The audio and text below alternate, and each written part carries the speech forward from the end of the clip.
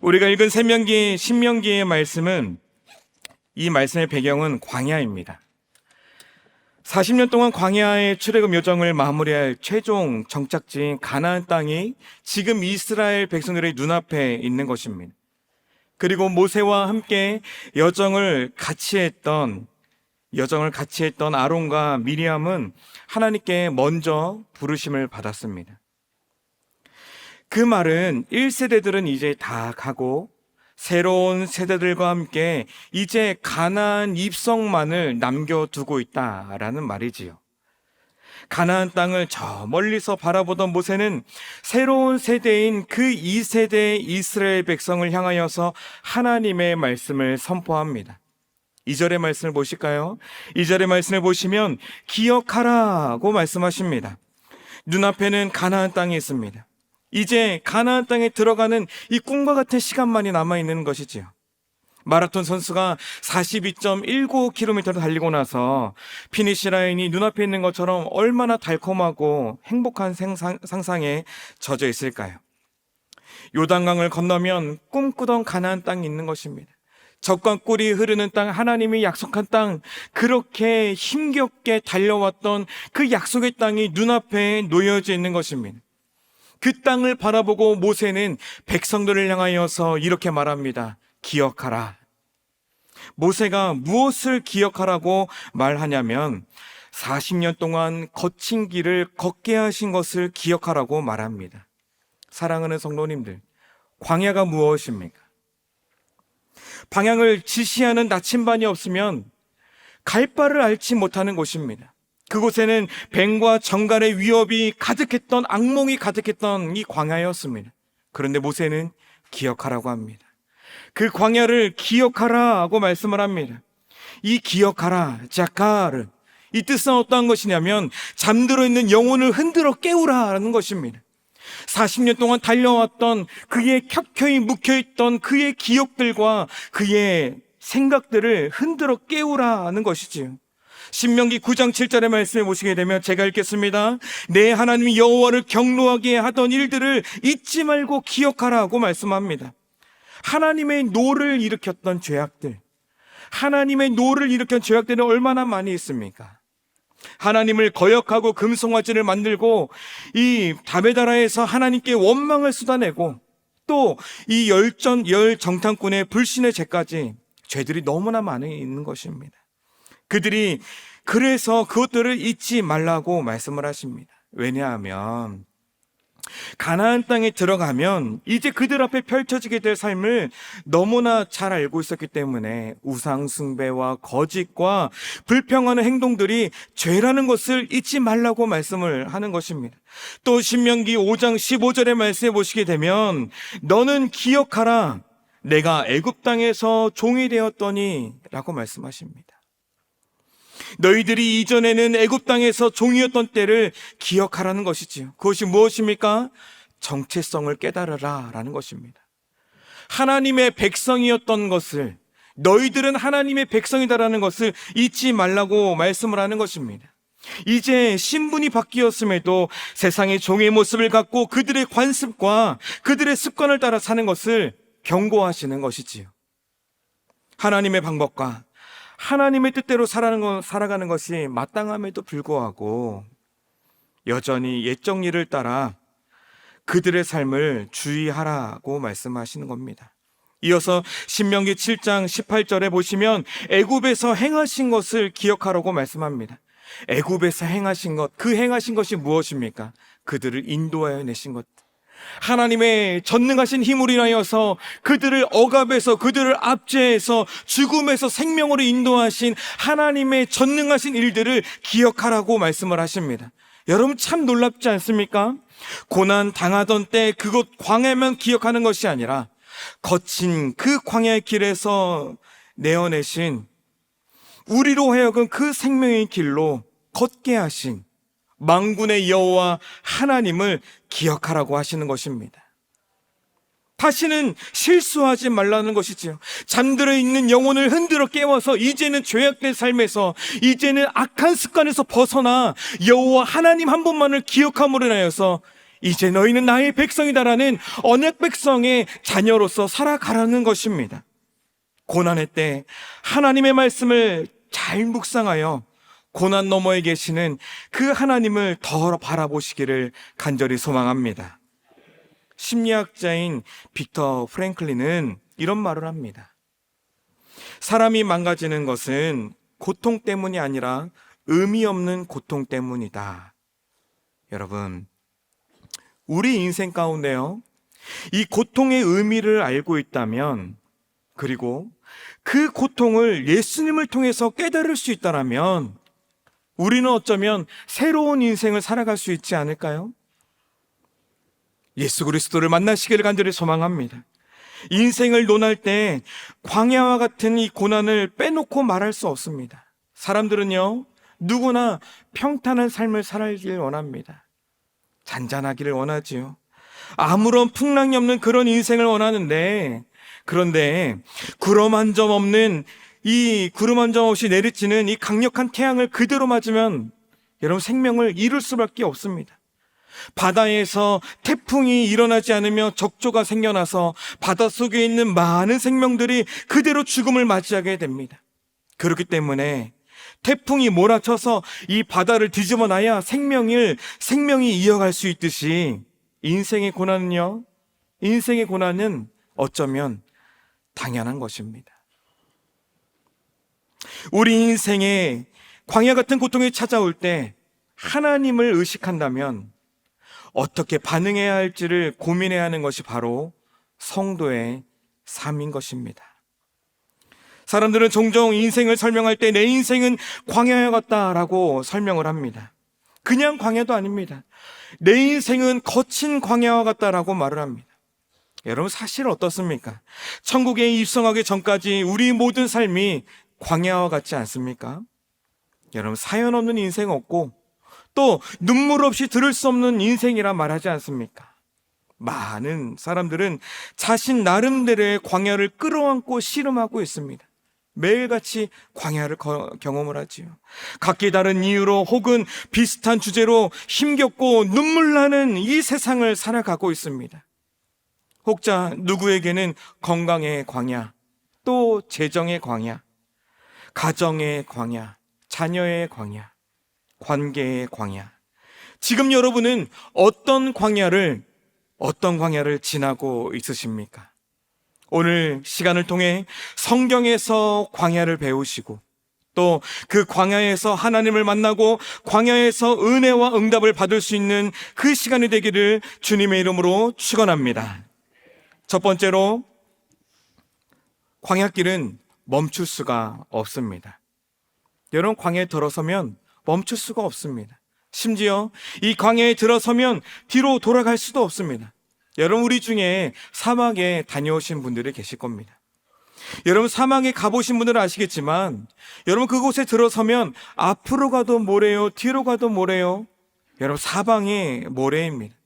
아무리 그 길을 기억해놓고 표시해놓고 언덕이 여기 있었지, 이쯤 가면 작은 언덕이 있었지, 요만큼 가면 큰 언덕이 있었지, 아무리 표시를 해놔도요, 하룻밤이 지나고 나면 간밤에 모래 폭풍이 불면 모든 길의 모양이 바뀌기 때문에 한번 광야에 들어가면 돌아올 수도 없고 멈출 수도 없는 것입니다. 광야는 그 자체가 힘든 것이에요. 광야는 그 자체가 어려운 것입니다. 출애굽기의 말씀을 보시면 이스라엘 백성들이 모세와 아론에게 항의를 하기 시작합니다. 출애굽기 16장 3절의 말씀입니다. 말씀 우리 같이 한번 보도록 합니다. 시작.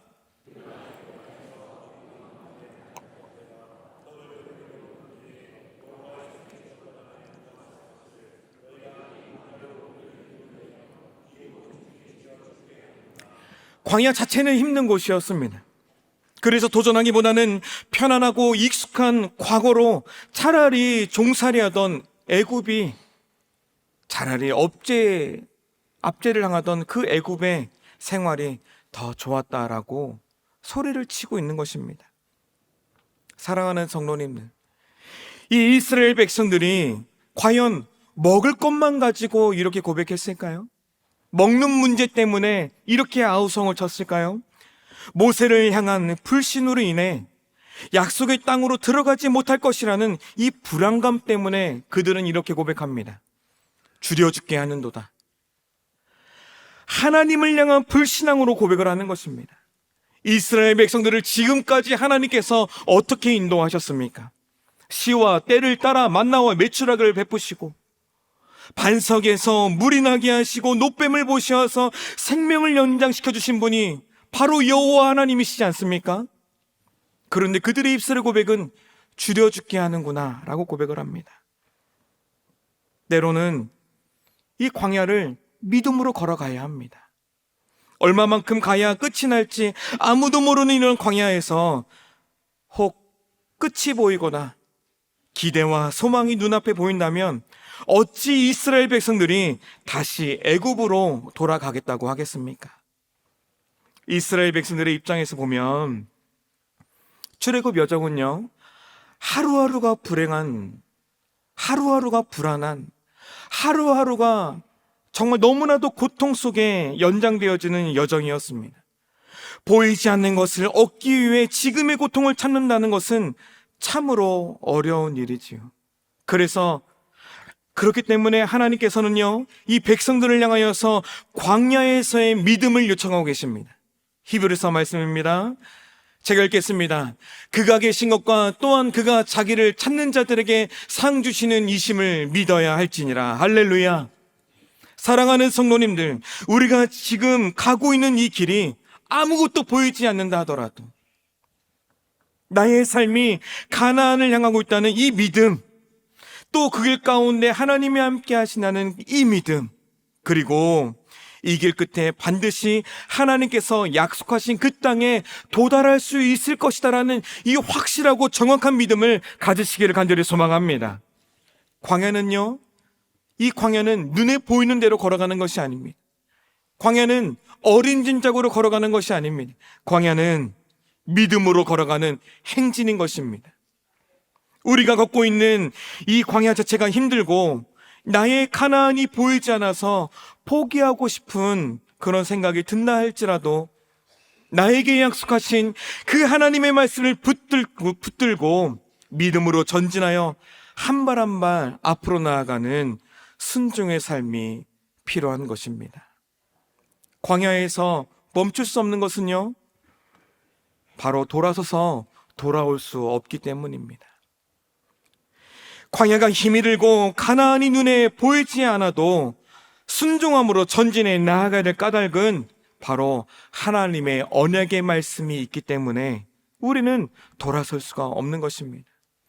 그 약속의 땅이 우리의 눈앞에 있기 때문에 그 언약의 말씀을 붙들고 우리는 전진해서 나아가야 된다는 것입니다. 그런데 어떻습니까? 하나님의 언약의 말씀을 굳게 잡고 가도 광야에서는요, 시련과 연단을 만나게 됩니다. 거친 광야 그 한가운데 고통의 풍랑이 쉬지 않고 몰아쳐올 때마다 이스라엘 백성들의 반응은 무엇입니까? 그들의 입술은요, 이렇게 고백합니다. 돌아가자. 하나님이 일하심을 경험하였음에도 불구하고, 하나님의 역사하심을 바라보았음에도 불구하고 그의 입술은 돌아가자, 이렇게 고백을 합니다. 그러나 하나님의 뜻은 무엇입니까? 갈라디아서 4장 8절에서 9절 말씀, 우리가 함께 하나님의 말씀을 읽습니다. 시작.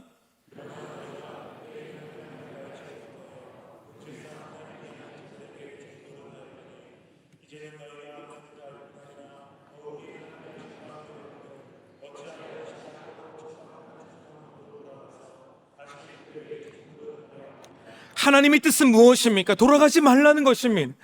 다시 애굽으로 돌아가지 말라는 것이지요. 세상으로 가지 말라는 것입니다. 너희가 이제는 종 되었으니, 너희가 과거에는 종노릇하였더니 그때로 돌아가지 말라는 것이지요. 글귀에서도 하나님의 이 강한 어조가 느껴지지 않으십니까? 사랑하는 성도님들, 광야는요, 힘이 듭니다. 인생은 정말 힘이 듭니다. 그런데 하지만 하나님께서는 돌아서지 말라고 말씀을 하십니다. 인생이 광야와 같이 그 길에서도 유혹이 일어나고 고난의 시간이 길어지기도 합니다. 여러 가지 이 결핍과 핍박이 우리를 괴롭힐 수도 있습니다. 그럼에도 광야의 여정을 멈추거나 애굽으로 돌아가지 말아야 합니다. 광야 한가운데 고난과 시련 속에서 가나안이 보이지 않는다 할지라도 사랑하는 귀한 성도님들, 끝까지 이 믿음을 붙들고 주님 앞에 나아가시를 결단할 수 있는 저와 여러분들의 삶이 되기를 간절히 소망합니다. 왜 그렇습니까? 우리는 애국 백성이 아닙니다. 우리는 이 땅 가운데 삶을 살아가고 있지만, 세상에 속하여 살아가고 있지만, 우리는 하나님의 백성이기 때문에, 우리는 천국 백성이기 때문에, 하나님께서 우리를 택하여 우리를 부르셨기 때문에, 하나님께서 우리를 자료 삼으셨기 때문에 우리는 돌아서면 안 된다라는 것이지요. 두 번째로, 광야는 상식이 아닌 순종으로 걸어야 합니다. 우리 함께 읽어볼까요? 함께 했습니다. 시작.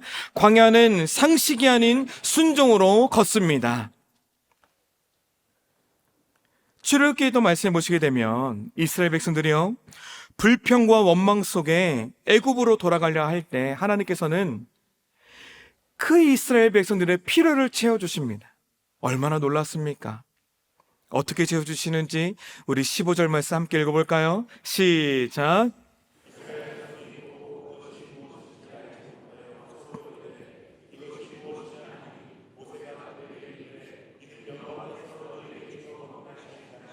할렐루야! 하나님의 오래 참으심, 이것이 하나님의 사랑입니다.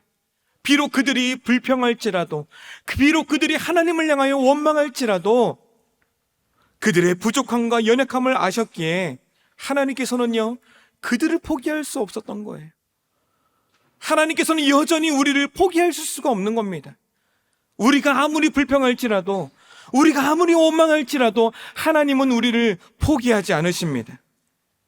하나님의 오래 참으심과 하나님의 그 사랑으로 이스라엘 백성의 부족함과 연약함을 곳곳에서 채우시는 것입니다. 여러분, 우리의 모습과 얼마나 똑같습니까? 우리도 이렇게 하지 않습니까? 그래, 그때가 좋았지. 그래, 그때가 좋았지. 여전히 넘어지고 또 흔들리고 광야에서 죄를 지으며 또 실수가 허다하지만, 그럼에도 불구하고 우리가 지금 여전히 이렇게 살아 숨쉬며 하나님께 영광 올리며 예배할 수 있는 이유가 무엇입니까? 바로 하나님의 오래 참으심, 하나님의 그 사랑, 포기하시지 아니하시는 그 아버지의 사랑 때문에 만나와 메추라기를 베푸시고 또 반석에 생수를 허락하시고 모든 피로와 위험으로부터 우리를 보호하시는 그 아버지의 사랑, 아버지의 오래 참음 때문이다라는 것을 잊지 않으시기를 간절히 소망합니다. 문제는 무엇이냐? 바로 하나님의 백성들이 광야의 길을 걸어갈 때 그의 마음과 자세 때문입니다. 광야에서는 상식이 아니라 순종이어야 합니다. 같이 한번 따라해 볼까요? 시작. 광야에서는 상식이 아니라 순종이어야 합니다. 아직까지 이스라엘 백성들은요, 만나를 주신 하나님을 신뢰하지 못하고 있었습니다. 그래서 애굽에서 배운 상식대로 살아가는 것이에요.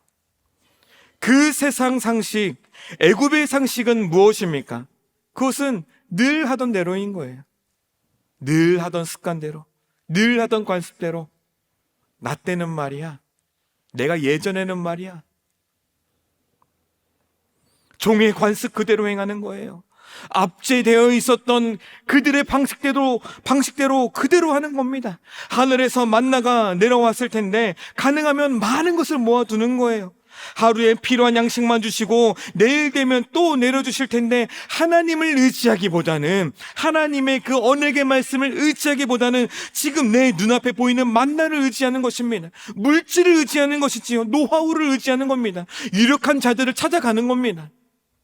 하나님께서 만나를 그 다음 날에도 주신다고 약속하셨는데 이스라엘 백성들은 그 언약의 말씀을 믿지 않았던 것입니다. 그래서 먹을 만큼만 모으라는 하나님의 말씀을 따르지 않고 자신들의 익숙한 방법대로 애굽의 상식을 따라 더 많이 모이자, 더 많이 먹자, 더 많이 쟁겨두자, 자신의 욕심을 채우는 것입니다. 광야의 유혹이 무엇입니까? 광야의 유혹이 무엇입니까? 말씀에 순종하기보다는 상식을 따라야 한다고,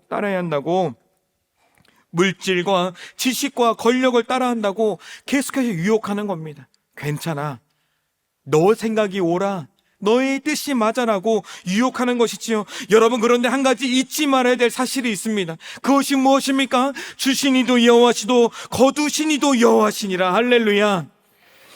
우리에게 주어진 축복의 삶 속에서 순종의 기쁨이 사라지는 순간, 여러분 어떻게 되는지 아십니까? 바로 하나님께서 허락하신 만나에 벌레가 생기는 것입니다. 하나님께서 그 허락하신 그 만나가 이 벌레가 생기고 또 악취로 변하게 되고, 우리의 광야는 썩어서 더러워지고 냄새나는 장소가 되는 것입니다. 사랑하는 성도님들, 거친 광야를 지나고 계십니까? 하나님을 신뢰하시기를 소망합니다. 하나님께 순종하시기를 소망합니다. 하나님께서는 하나님의 백성들이 애굽에서 배운 세상의 방식이 아니라 하나님을 신뢰하는 훈련, 하나님께 순종하는 훈련을 시키고 계셨던 것입니다. 사랑하는 성도님들, 기독교는요, 순종의 종교입니다. 순종으로 기적을 만들어내는 종교입니다. 거친 광야의 길을 걸어가는 우리가 하나님만을 온전히 신뢰하고 의지하면 하나님의 말씀에 순종하는 삶을 살아갈 수 있는 것입니다. 마지막 세 번째로, 광야는 결핍 속에 유일한 희망을 배우는 곳입니다. 우리 같이 한번 읽어볼까요? 시작. 광야는 결핍 속에 유일한 희망을 배우는 곳입니다. 광야는요, 모든 것이 부족합니다. 광야는 모든 것이 부족하여서 이스라엘 백성들이 광야를 지나갈 때 늘 물이 부족했습니다. 늘 음식이 부족했습니다.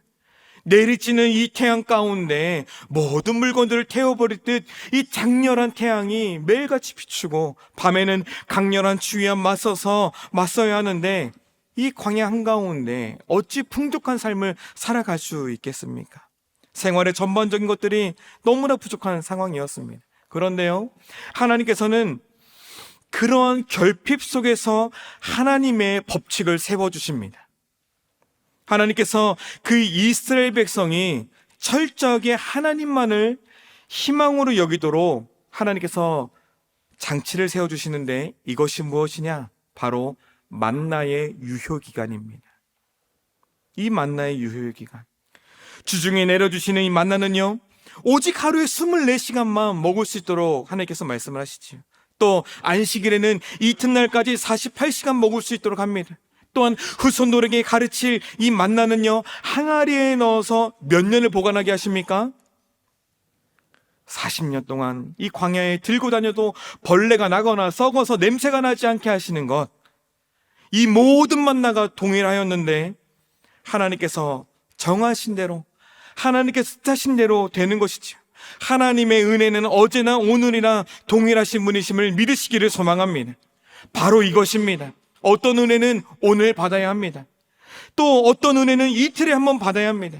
또 어떤 은혜는 한 번 받으면 40년 이상 지속되어지는 하나님의 은혜가 있습니다.